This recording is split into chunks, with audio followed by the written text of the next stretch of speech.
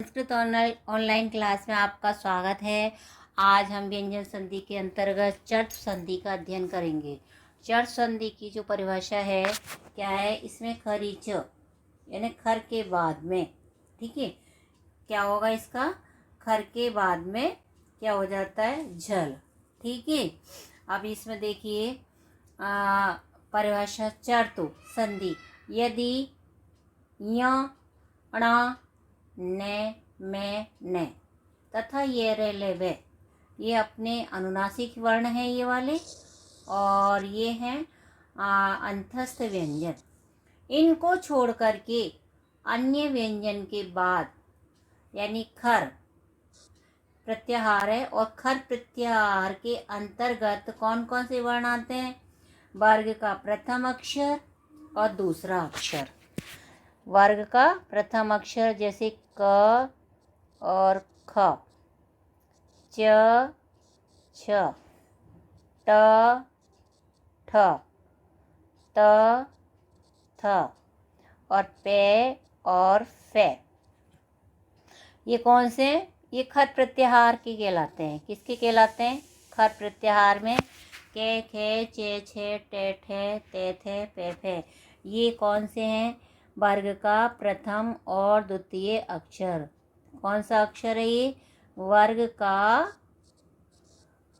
प्रथम और द्वितीय दूसरा, ठीक है, ये वर्ग का द्वितीय तृतीय वर्ण है। तो इसमें आया है इन अंतस्थ और अनुनासिक यानी न य ण न म न और ये रे ले वे, इनको छोड़ करके कोई अन्य व्यंजन के बाद, इन व्यंजनों के बाद खर खर मीन्स क ख च छ ट ठ त थ प। इसको देखो, ख फ छटत चट तव कपय शस स, ये आए तो एक इसमें और क्या आएगा, ये तो वर्ग का पहला दूसरा अक्षर हो गया, और इसके बाद में है शे शे शे, ये आते हैं तो झल के स्थान पर, झल के स्थान पर चर का प्रथम अक्षर हो जाता है। चर, चर का प्रथम अक्षर क्या होगा, के। चर प्रत्याहार में क्या आएंगे, चर प्रत्याहार के अंदर के, चे, टे, ते और पे, ये चर प्रत्याहार के अंतर्गत आते हैं। तो ये चर बन जाएंगे, क्या बन जाएंगे, चर, ठीक है ना। एक बार देखिए, यदि इन वर्णों को छोड़कर अनुनासिक और अंतस्थ व्यंजनों को छोड़ करके कोई अन्य व्यंजन के बाद खर, खर यानी खप छटत चटतव कपेश सर, ये आते हैं तो झल के स्थान पर यानी इन क च ट त प के स्थान पर उसी वर्ग का प्रथम अक्षर हो जाता है, ठीक है ना। क्या हो जाएगा, उसी वर्ग का प्रथम। ये वर्ण तो आएंगे बाद में, खर तो आएगा बाद में, और झल आएगा पहले। क्या आएगा, झल मीन्स पहले अक्षर आएंगे।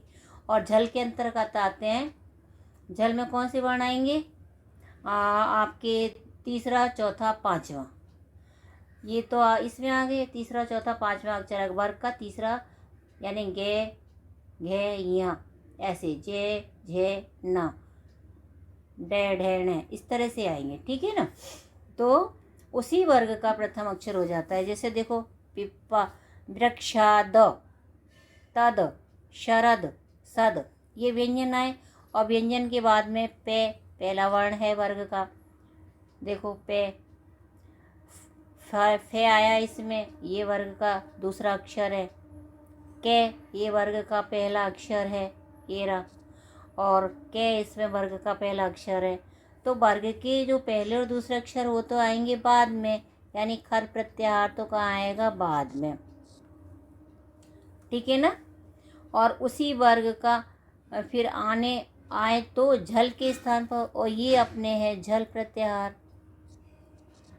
और झल में देखो कौन कौन से आते हैं, झल के स्थान पर झल में आते हैं आपके, देखो क ख ग घ च छ ज झ, यानी पहला दूसरा तीसरा चौथा, पहला दूसरा तीसरा चौथा, वर्ग का पहला दूसरा वर्णखर, और झल में आएंगे वर्ग का पहला दूसरा तीसरा चौथा वर्ण, ठीक है ना।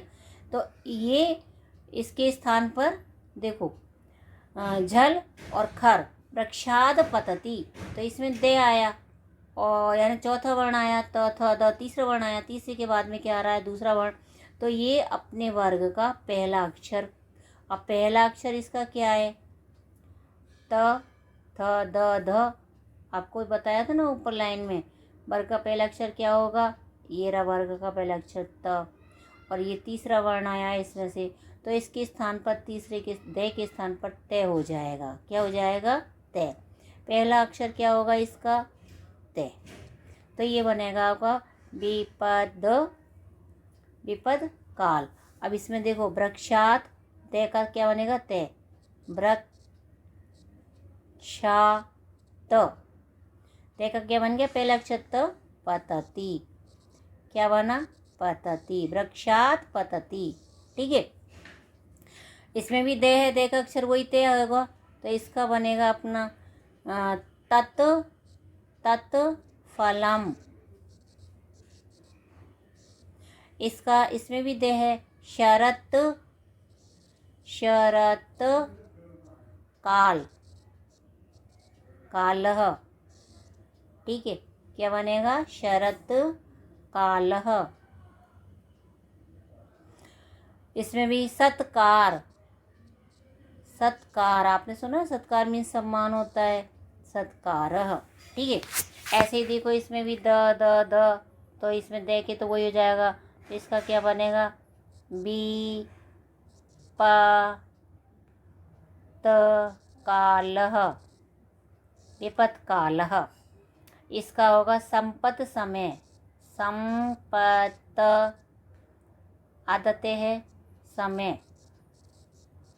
ठीक है, इसके बाद में होगा उत्पन्न, उत्पन्न शब्द बनता है ना, उत्पन्न हुआ, तो उत वही इसी संधि से बनता है, तो ये बनेगा उत्पन्न।